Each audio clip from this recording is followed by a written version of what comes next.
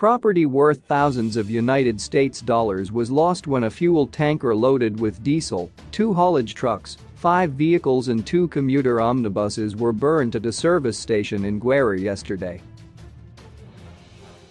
The vehicles, which were parked at a service station in Claremont suburb, were reduced to shells yesterday afternoon.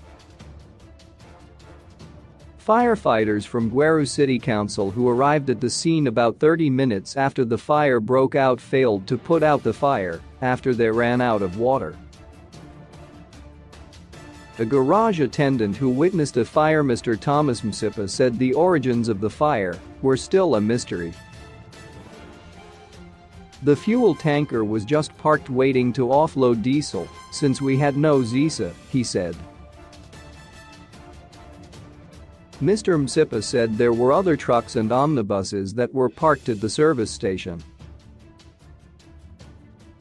Nothing was happening since we didn't have visa, and from nowhere, there was a fire which engulfed the tanker, the commuter omnibuses, and we are still to ascertain where it came from, he said.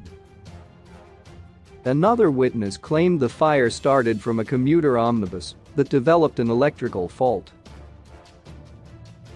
The fire came from one of the commuter omnibuses and we suspect it could have been an electrical fault.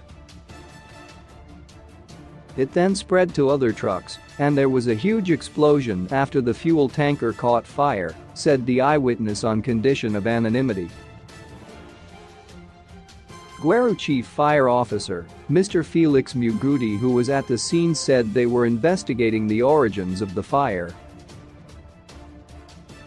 Our fire tender has gone into the city to refill after we ran out of water, and for now, we are concentrating on putting out the fire, he said.